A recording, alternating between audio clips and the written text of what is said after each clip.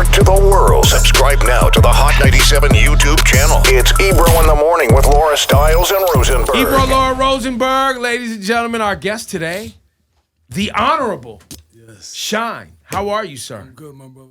So happy to be here. Pleasure. This is a hip-hop institution, a music institution. Yeah, no, this brand was definitely a part of the young part of your career, and I'm glad that we can be a part of the new part of your life as well. And even though we've been in touch, and you guys have been, very good at giving me my flowers, it was weird to be in New York and not come to Hot 97. We finally figured it out. You remember the first time you came up Yeah, here? I think it probably was with Diddy. Probably on that Forever album. Before Bad Boys came out. Yeah. Okay. Just moving around. How old are you at this time? I'm 42. I'm gonna be 43 next month. And at this time with Diddy, I was probably like 19. 19. Yeah. So, but this is the place that made my career because you hear this baritone, this deep baritone. This is how I sound. This is how I talk. I sound like my father. But I faced a lot of criticism. Sounding like big. Yeah. It was a big thing. It was a big thing. But it's who I am. And you still sound the exact same. 24 years later, this is my voice, right? You listen to me in the House of Representatives. Same thing. So there was a lot of pressure. And, the saying that, is cliche, if you can make it here, you can make it anywhere, is the God's honest truth. Like, if you could have made it out of the criticisms and the battle of, authenticity and credibility, of New York hip-hop, you was that guy. Like, the standard was Jay-Z, Big, Nas. And for new artists, I had to live up to that level. I'm no Big, I'm no Nas, I'm no Jay-Z, but I had to do my best to try to do that. So I say all that to say that's why, Hot 97 is so important, because when Bad Boys came out, it was right here. Funk Flex, gotta give him his flowers. He's another, again, nobody, I was saying it about you. You're a great guy, but you give it up when it's deserving. You're not just over here clapping for everybody that walks in the room, right? And that's New York. So when that Bad Boys dropped, I never forget it. Flex played that record like 100 times, and that was it. I remember the first thing I ever heard was Better Be Understood, Bad Boy Run This. Yes. Sitting Home Remix. Sitting Home Remix. That was a great record, too. And people were like, oh, who is this guy sounding like? That was a great record, too. But Shyne, how did you, walk us through, how you connected with Diddy? Well, I got to really thank this kid, Austin. He's the unsung hero in my journey. I was in a barbershop, Church Avenue. I still go there to get, Jamaican food from Fisherman right there on 2 First and Church Ave. Every time I'm in New York, I was in a barbershop and, I was delivering packages right here, Hot 97. I was a messenger boy. 'Cause, I was in the streets, but, all my cousins were selling, crack cocaine and, I had gotten shot and my mom was depressed and, I made a promise to her that I would, do the right thing and try to live a productive, healthy life. So as soon as I graduated high school, I started delivering messages, messenger boy. Yeah, right here. I take the train and walk around New York, so it's like reminiscing on my childhood. I used to go to school across the street at City As High School. City As, right? City here. As, Wow. Yeah. So I would go to the barbershop, the place of truth. That's the place of truth, right? So you cutting your hair, you want to know if you good, spit in the barbershop. And so I used to rap for my barber, and all the barbers in there, they all haters, and they would all give it up. They would all give it up. They'd be like, you got it. You got it. The rest of these guys is trash, but you got it, right? So there was a guy by the name of Austin walking out the barbershop, smooth looking fella, hair wavy, and I just ran up to him because I was so, I used to chase down the street team vans on my bike while I'm delivering messages to go rap for them.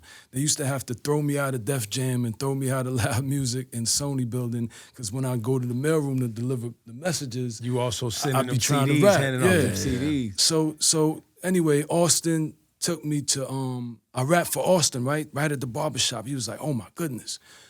Then he took me to Don Pooh, who was, working with Foxy Brown, working with Jay, working with Big. Mary too, yeah. Mary, the Brooklyn Chop House. Then we went to Mark Pitts. Everybody that I rapped for was amazed. Manny, Imani Haley, he was managing Future, Nicki Minaj, Keisha Cole. So then when I saw Puff at the Sony Christmas party. And I was like, man, I'm the greatest thing you ever gonna hear. Because, guys from Brooklyn, Jay-Z, he's the epitome of it, but we just got this confidence that's just like ridiculous. It could be nauseating if you don't, You're on the wrong side of it. Yeah, you know what I'm saying? Like, we just know. And I think it's, as an older statesman, you reflect on it, and it's because, our lives were destined for early grave or jail, and so we had to believe in ourselves, or, what's the point of waking up? We might as well just jump off a bridge. So finally I rapped for Puff. He was like, you all right, yeah, you could rap, but I got to teach you how to make hit records. And that was the beginning. And so after that, I was like, yeah, really? You think I'm all right? And so, I went, Chris Lighty, God bless his soul. I went to see Chris Lighty on Varick Street at Def Jam. And I rapped for Chris Lighty. This is when a young Swiss Beats, I don't even think he put out a record yet. But, you used to give your beat tape. And circulated around the record companies. And so Chris Lighty put on a Swiss beat tape. And I just went ape. And he was like, hold up, Leo, I'm coming to your office. I went and I rapped for Leo. Leo was like, you're not leaving the building. Stay right here. We're signing the deal now. And then Puff heard about all that was happening. I went to Sylvia Rhone. I went to Jimmy Iovine. So you could have went anywhere. Oh, it was. I was like, LeBron or whoever, Kobe, any of them kids coming. Were you concerned about going to Bad Boy because of the big comparisons that would then be so inherent? Well, I think nobody was talking about that when I was rapping. I was just a young, hungry. It wasn't until the music actually came out that other people started saying it. You know what it was? I think it had a lot to do with karma. I was 18 years old. This is 1998. I come from nothing. My mom is a working class woman because I grew up with my mom. Whatever my pops was doing in Belize. Y'all hadn't connected yet. No, it's my dad, but, they're living in Belize. My mom is living here. They weren't married. Right. You know how that is. They didn't really have a relationship. So I'm with mom. So that's how we grew up, a laborer, working class woman. So to go from that, where, again, you're destined to go to jail, early grave. And I did this. Nobody helped me. Like, I had no uncles, no friends that, were in the music industry. And so, they put me with a person who put me with a person. I was this kid who had a vision, who made a decision, that I was going to, do the right thing for my mom, for my grandma, delivering messages in the rain. I'll never forget, right here on Hudson, I was delivering messages. It was raining, and if you quit when it's raining, that's it. If you go home, you're fired. And I never forget, it was pouring, and I said, I'm not going home because this is not my destiny. This is not who I'm going to be. I'm not going to be delivering messages. I'm going to be like Jay. I'm going to be like Nas. I'm going to be that guy. And shortly after that, my life changed. You know what I'm saying? So, yeah. So take us through, I've heard you talk about it before. But so yeah, you was asking me the comparison. So I was that kid, that hungry, determined kid that was super talented. So I became a millionaire, right? Immediately. Own my own publishing company because, that was the thing at the time, to own your publishing. Mm-hmm. So when I came in the game, I just had a business mindset. I always had an entrepreneur's mindset. And, I just want to acknowledge my guy, Stephen Victor. These are all young kids that were interns. Just saw him yesterday. When I was, that guy, but they're my good friends now, and I'm so proud of them, so successful now, VPs or Universal, whatever. And he said, he tells his lawyer, I want what I don't deserve. When you go in and then negotiate my deals, get everything that I don't deserve. And he said, that was his attitude. Now, he gets what he deserves because what he deserves is a lot because he's doing great things. So when I was young, coming off the street, I wanted everything. So I was not, just a kid that was happy to be there. I was like, okay, well, what did he get? What did he get? Well, we won 100 times that if we could get it. And so signing to Bad Boy wasn't as 1, 2, 3, because I was a businessman. I was an entrepreneur. That's the mindset I had. So it wasn't about Puff. It was about getting the best deal, to set me up for the rest of my life. So I was gonna sign to Puff. Russell, Leor, Chris, Lighty, all bum rush the Mulholland Drive mansion that Puff was staying on. And I was like, yo, Puff, I'm gonna just go tell him, we gonna do the deal. Let me just give him that respect. I never came back. I checked into the Peninsula Hotel and I flew back to New York with Chris Lighty, and I think I went to the St. Regis, and So you was gonna do Puff dirty. You was just gonna skate. I don't think it's doing them dirty. I'm a businessman. Well, of course, but you said I'm gonna be right back. You didn't come back. But in the end, you did sign. This is what I'm trying to tell you. I'm telling you how I got this. So I was sitting in the St. Regis, getting ready to do this, humongous deal. It was giving me, probably 5 times the amount of money that Puff ended up giving me. And, I'll never forget, what Jimmy Iovine had told me. He said, listen, Shyne, you signed to me, you're gonna be like Death Row. You're gonna be like, you're self-contained. I don't want you to be an artist. You do whatever you want to do. But one of the good things about me, one of the assets I have is that I'm honest with myself. I know where I'm at and I know where I'm not. So even though I have that, nauseating confidence, that's tempered by being pragmatic. And I knew that, Puff had the information. He was the hottest thing in music, period. Not just rap music, all music, country, rock, whatever it was. So I wasn't Jay. I wasn't, I wasn't already working with Kane, working with, Jazzo. I wasn't Dre. I wasn't X. X was already signed to Sony. They already had a foundation. I didn't have that. And so I said to myself, if I want to be that guy, I need to get the information. It's not about the money. I need the information, because if I get the information, I'll be successful. And I called Puff. I was like, listen, I'm coming home. Okay. I've always wondered, what was the decision-making process to you and Barrington Levy being so tied together on the first 2 singles? Because you guys are basically indelibly connected now. Yeah. Musically. Again, you got to give Puff the credit.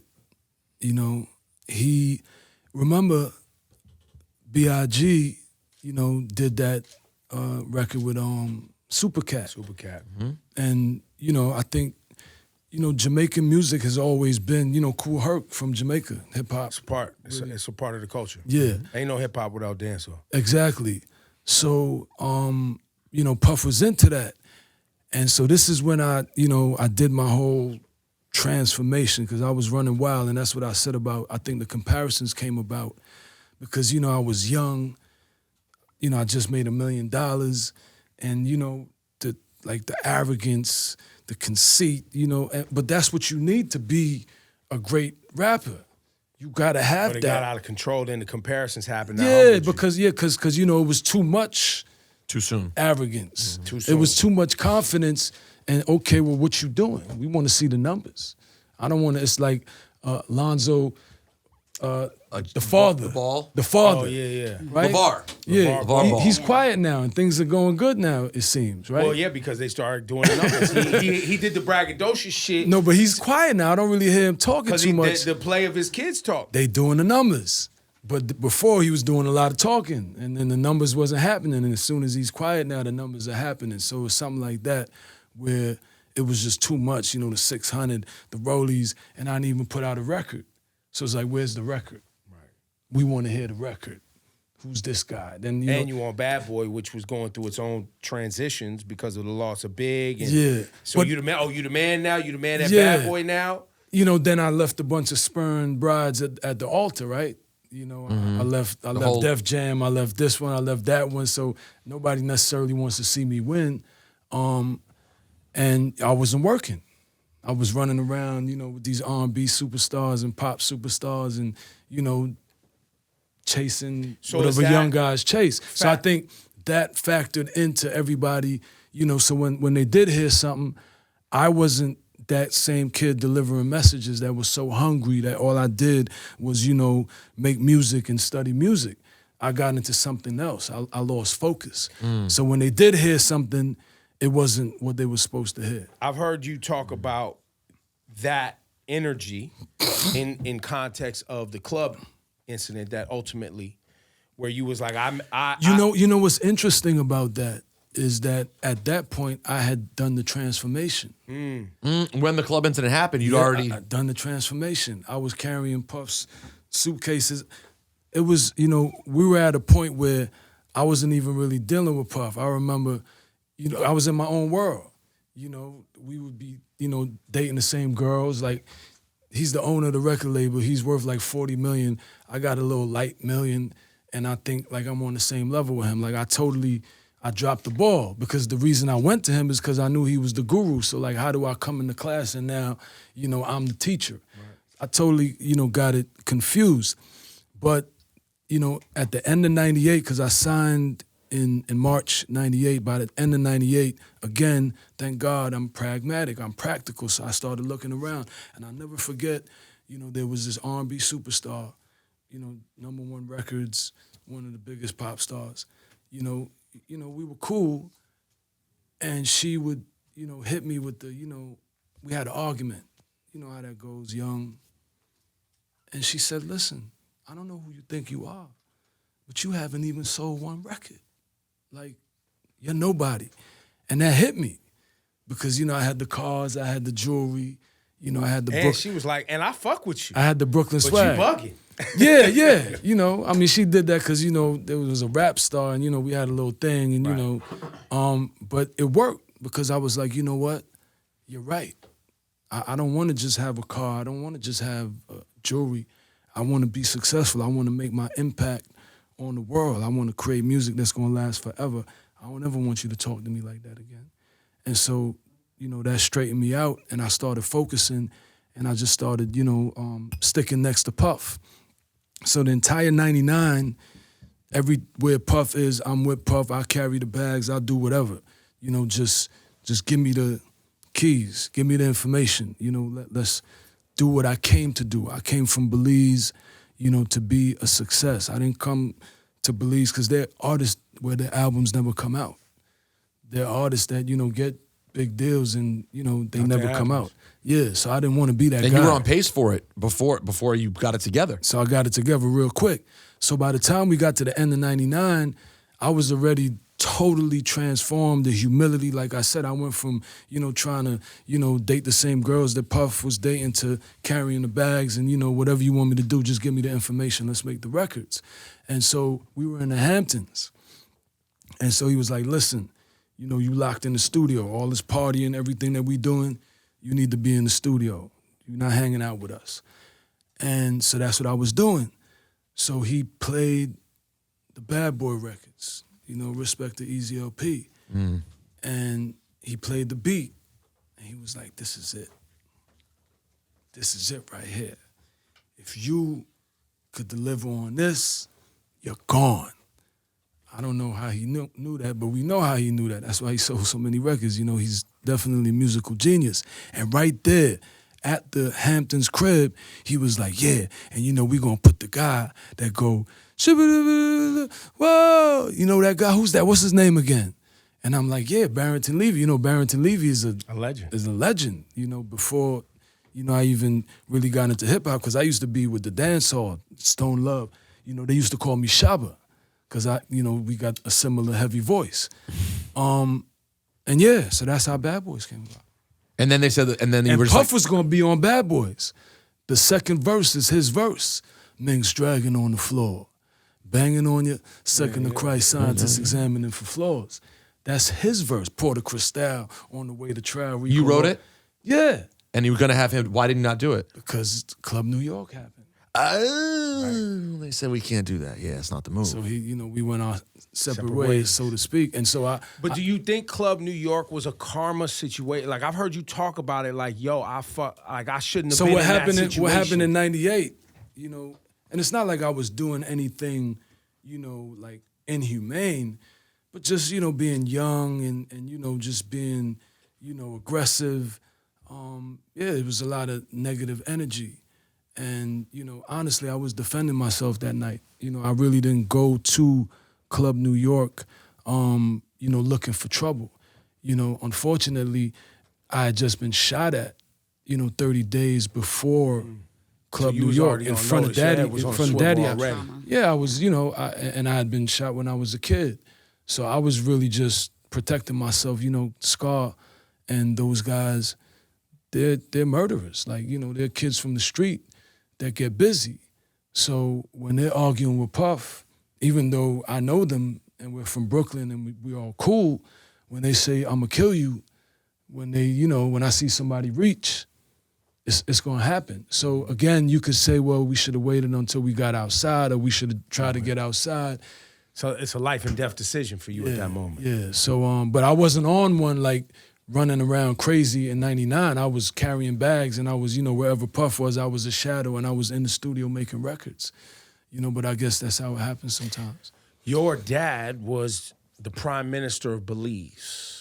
Not at that time. Not at that time, but I'm saying in general. Yeah. That's so politics. I'm kind of transitioning to kind of for the audience to bring it full circle. Yeah. You're living with your mom who's here in New York. Y'all trying to figure it out. Yeah. Your dad is in politics in Belize, but the relationship is not really there. Yeah, I thank God I'm married. God bless my wife. My daughter, and that's why I'm married. And I never wanted to put my child through that. I never wanted to have kids until I was married, because I knew what it was like, being an outside child. It was difficult. I don't blame my father. When two adults, they don't get along. Co-parenting wasn't the thing then, so it's like it's just complicated. But it was for the better, because growing up in the jungles of Brooklyn, and going through what I went through made me what I am today. The perseverance, the determination I had. If maybe I would have grew up in an aristocratic setting, I might not be the person that I am that's changing Belize and inspiring the world, because my voice is authentic. I have credibility that most politicians don't have because of what I've been through. Right. So when I tell these kids, to put down the hammer and, to stop letting themselves be victims of the system. And, I met a young kid, who's a rapper, and, he's still trapping. And, I told him, you got to find an exit. Even some of the old time guys, they did what they had to do and they legitimized themselves. Barack Obama couldn't really tell him that. But I could tell people a lot that they would listen to, because I've walked that journey. So when we talk about criminal justice reform, we also got to have cultural reform. This mindset that going to prison and being a gangster and being a criminal is a rite of passage. Yeah. We have to change that. I understand how we got there, but now let's get away from there. Let's move forward. Were you in touch with your dad on and off during that time? What was your relationship like? Yeah. I would go to Belize during the summertime, but then, like I said, relationships get complicated, and that's why I got married, because being with your wife and your children, to me, is the healthiest way. It takes a lot to co-parent. It takes a lot to, You in Belize, you represent, the way I read it, and I don't know the political, like I don't know, it's not like America where it's Democrats and Republicans, et cetera, but there is a conservative, progressive unfortunately, right now in Belize politics, there's not a distinction in practice. We're supposed to be the conservatives, the United Democratic Party. And that's what you represent. Yeah, but we are more, social capitalists. Like we're pro-poor, but we believe in business. My model is equality, and my model is ascension. So I believe we need to have a system where you can be poor and work to be, working class, then work to be middle class, work to be upper middle class, and work to be rich. And that's not a reality right now, in no, Belize? It's not a reality. There's the oligarchs, the cronies of the oligarchs and the poor people, especially So there's with an COVID. elite class Yeah. and everyone else. Yeah, especially with COVID. With COVID, you had semblance of a middle class, of a working class, but with COVID, there's nothing. Destroyed all that. Destroyed all of that, and I just believe that I'm about humanity. It has nothing to do with religion. It has nothing to do with politics. In humanity, we all have to take care of each other. So I don't believe in having everything while people have nothing. And that's a colonial mind state. So there were slave masters that were okay with extracting wealth, working people to death. That was an Imperialism, colonialism, entire mindset. Unfortunately, in Belize, there's some people, or unfortunately, most of the elite are still trapped in that mindset. So I'm an outsider. So even though my father was the prime minister and, part of the elite, aristocrat, I'm not from that. I'm from Brooklyn. When my mom, as most immigrants, when they come to Brooklyn, they're taking care of rich people's children, cleaning their houses, and, then she became a receptionist. And, I grew up poor. I never even had an allowance. I never even had money to go to the movies. Like when I would go see my uncle, then I could go to the movies because we didn't have disposable So how does that play in knowing that and that's why I brought up your dad, because I understood that there was some political, I guess, for lack of a better term, debate, discourse, separation of where you're trying to take things as you represent the nation versus what is the status quo. And that's part of also the reason you come to the United States. You got access to come here now, which you didn't have for a long time. But like you're trying to attract opportunities on behalf of Belize, so right? I believe that I believe in I guess America is the greatest example I could use. I believe in the American system of things, creating wealth, right? Everybody's supposed to be rich, and the business people will get richer because then people don't save their money. They consume. So it's really just a remnant of colonialism to want to keep people poor. It makes no sense as far as business is concerned and as far as generating revenue, because the more wealth is created, the more people will spend. Consume. Right, you're hurting yourself by keeping people poor. Exactly. So that's just a wicked, evil mindset. Right, because just ultimately you know this, because it sounds like you're going in that direction. The reason they don't want to do what you're saying is because then they feel like they're relinquishing power when they allow more people to access wealth. Yeah. And that relinquishing of the power part is the part that they always fight against. Yeah, and that's from colonialism. That's right. Because power was, they owned human beings. So, my thing is to lead by example. So I don't necessarily want to, declare war on oligarchs and criticize them and run them down. It's about leading by example, because I'm friends with billionaires here in the States. I'm friends with young multimillionaires. And so it's about using my relationships with these people to do things in Belize. Stephen Victor is going to do things in Belize. Mm-hmm. My friends are going to come and invest in Belize, and we're going to show the elite, this is how people with money help other people and create wealth and lift people up. And hopefully, lift the those whole people, nation up. Yeah, and those people will get on board. And it'll be a thing that, we have to share the power, we have to share the wealth, and we have to uplift everybody. That's what it should be. All right, I got it. You asked me when you walked in before we started whether I fast on Yom Kippur. Yeah. And I was like, oh, perfect. So I was hoping to get to some Jewish talk with Shyne. Yeah. What is the story of your Judaism? I know that I heard at some point you were Jewish and you were also super religious. Yeah. Take us through that part of your life. So contrary to what some media reports that I converted, I never converted. My father's side of the family are Jews from Portugal. They went from, Portugal to Jamaica and then to Belize. They're Sephardic? Yeah. Okay. All Jews are Sephardic. They just went from Sephardic nations to Europe because of persecution. Right. So they ended up in Europe, but they started... And still got persecuted in Europe. Yeah, but they started off in Morocco and Iran and Iraq, and Ethiopia and Egypt, and all of these places.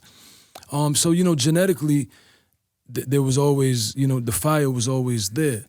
But, I came to Judaism just as a matter of truth, right? All religions come from Judaism, the 5 books of Moses. And that's why I chose the name Moses. Because, my spirituality, because I'm not religious. You're not religious. I fast on Yom Kippur. That's why I was telling you. Right. I do those things, But to me, it's a science. It's not something that, my father did, my grandfather did. It's just a science. Moses was a master scientist. And, Moses wasn't a Jew initially. He grew up in Pharaoh's house, as an Egyptian. But the way he came to create Judaism, or to recreate it, get the 5 books, the Torah, was all about principles, morals, ethics, integrity, thing that I spent, 8 years up top for. And that's what life is about for me. Integrity, morals, ethics. In life, you could choose to be Pharaoh and, enslave people and, build big buildings, and people die building those buildings for you. Or you could choose to empower people and say, we're all going to own buildings. We're all going to, be free and enjoy life. And that's a decision Moses made. He decided, what? Pharaoh's speed is not my speed. I don't believe in subjugating other human beings. So I'm out. And he went and he liberated these people. And yeah.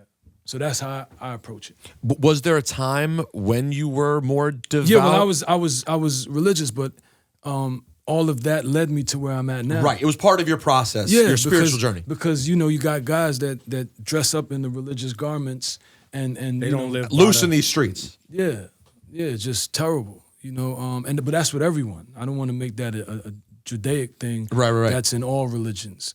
So I don't believe in religion. I believe in humanity. I do believe there's a divine architect of the universe, and there's a science to the universe.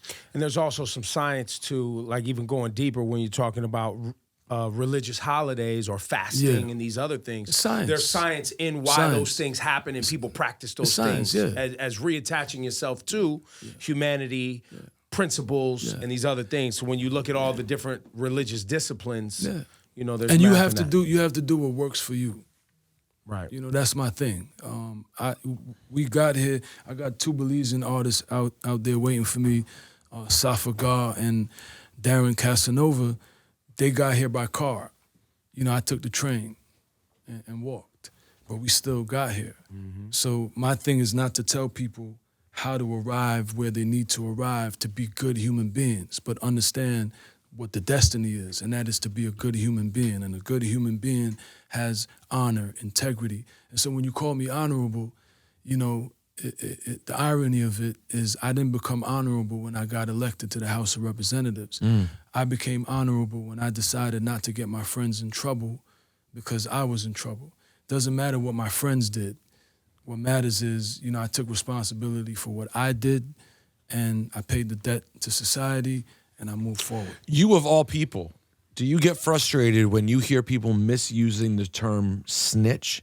Like they'll take an innocent person who reports a crime and say that they're a snitch, when this is obviously a very deep part of your story, was, as you put it, not getting other people in trouble simply because you're in trouble is a different thing. It's all about integrity, character, and morals. The story never changes.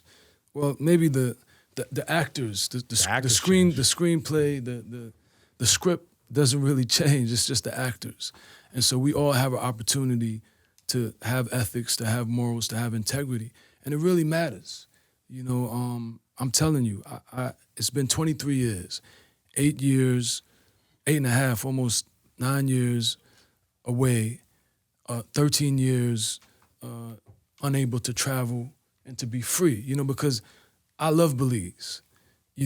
My life is Belize. I'll be buried in Belize, and I'm going to do everything in Belize. But it's just a matter of freedom to be able to come here and talk about Belize, to be able to bring some Belizean artists here and give them that opportunity, to be able to use my vast relationships to help my country, to have not had the freedom to do that, was torment.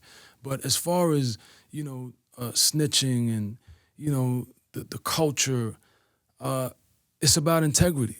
it's about ethics. It doesn't change. So whether you're in hip hop, whether you're just a regular human being, hurting people and throwing people under the bus is just not the way that we should live as human beings. And so my purpose is, a global leadership purpose, because these traits, these virtues, work in Africa, work in Europe, work in Asia.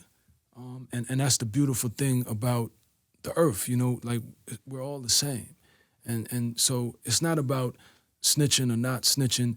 It's about getting to a place where you can take care of your family, you can take care of your community, and you can contribute to the fabric of humanity. Contribute in a positive way. Yeah, but unfortunately, we some of us grew up in the jungle. Yep. And all we knew was to catch and kill and, to be the lions, and to eat the gazelles. Mm. And so, it is my hope that I could inspire a new generation, that could understand it. It's more than that. It's not about being a gangster. It's not about, the people that did it, they did it because they had to. If you don't have to, it's about creating great music. It's about, celebrating, the best things about humanity. As a person who immigrated to America, how much is the perception of America when immigrants arrive here, that catch and kill energy?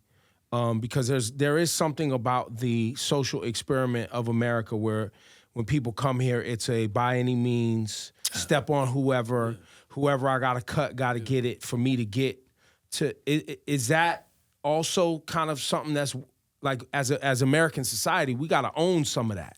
Well, right? I think it goes back to... Because we export violence, too, by the way. We export guns, we export violence, gang, all of that. Indeed. And I think, you go back to Oliver North and, right. You go back to Freeway Rick Ross where, crack cocaine was deliberately introduced, to African-American communities. Nothing is by accident. I believe in reparations. We definitely, I don't know where you guys are with that. Oh, reparations, 100%. But I know my colleagues in the House of Representatives here, yep. they're pushing that. H.R. 40, I think is the bill. So because what happens is you've had generations of deliberate subjugation, deliberate destabilization. For financial gain. Deliberate undermining of, people of color.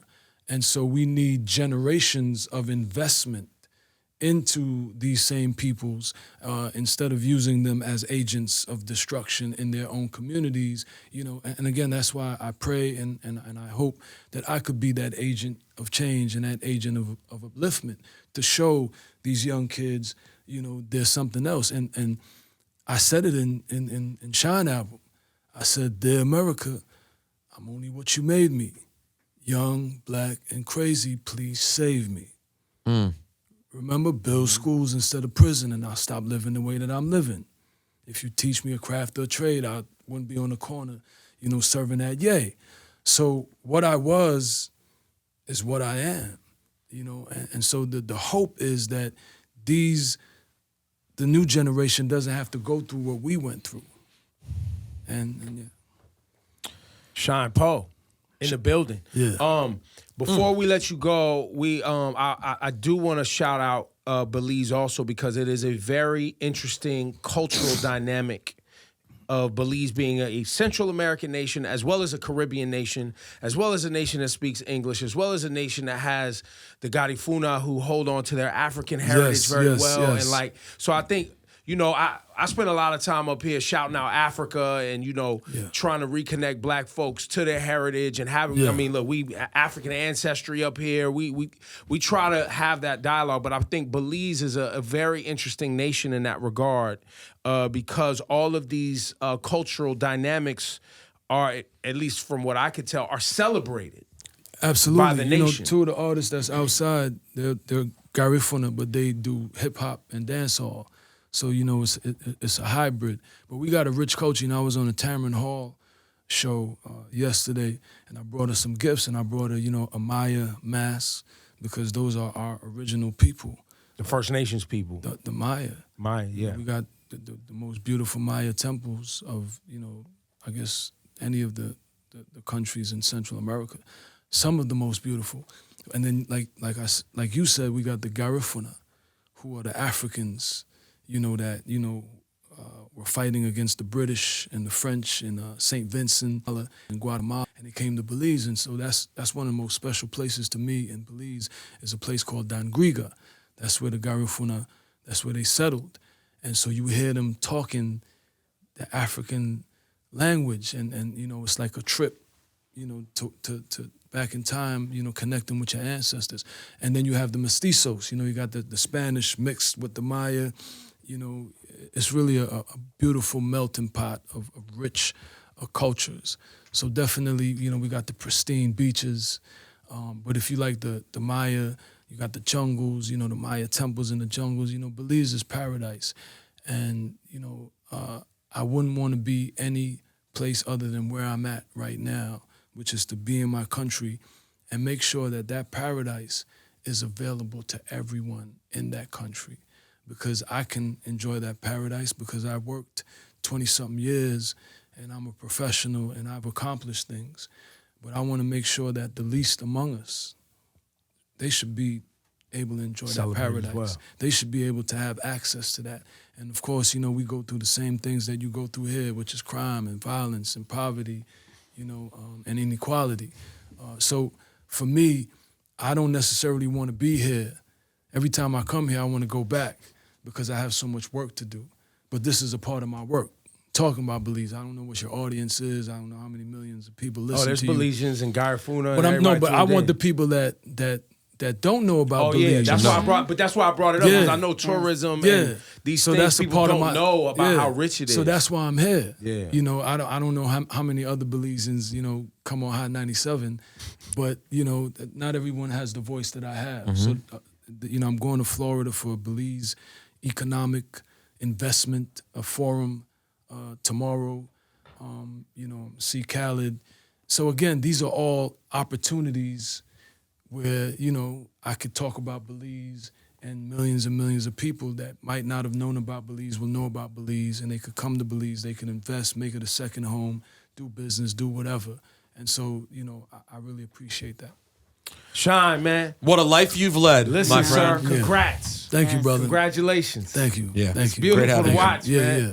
It's really cool. And we're going man. to keep working together, right? Please. Because well, listen, like I mean, you got to come down there. You got to come down there. Oh, listen, I'm on. Yo, like you got to do the show from down there. Yeah, listen, I was just I'm thinking down. that. And then it's like 4 or 5 people I work with that are Belizean. Yeah. And where's the guy? Where's the guy in the studio? Our producer, producer Griff, Tell Belizean me too. where producer Griff at. Hey, yo, Griff. This has never happened before. Griff's being called into an interview. Shayla Scott. Oh, Shayla, yeah. Where's Shayla? What's Yeah. What's Shayla, going on, yeah, my she's Belizean brother? too. Belizean, yes. Belma Bond. Go ahead, Griff. Spit your shit, my guy. The Burgess family out of Belma Bond. You're still talking about Lee Belizean? No, my grandfather actually just passed away. He was 96. So you were born here? Yeah, my mom was born in Belize. All her brothers except for one was born. So she still do Sunday dinner? She still do rice and beans and Oh chicken? yeah, on the Sunday? rice and beans was a regular thing. Then the chicken stew and all that. Well, one day we'll all go down there and do a Soon. proper show. Yeah, I'd like to do that. Beautiful. We should do that. Just let me know. I'll take care of the Y'all, what accommodations. time? Shyne. Shyne Pope.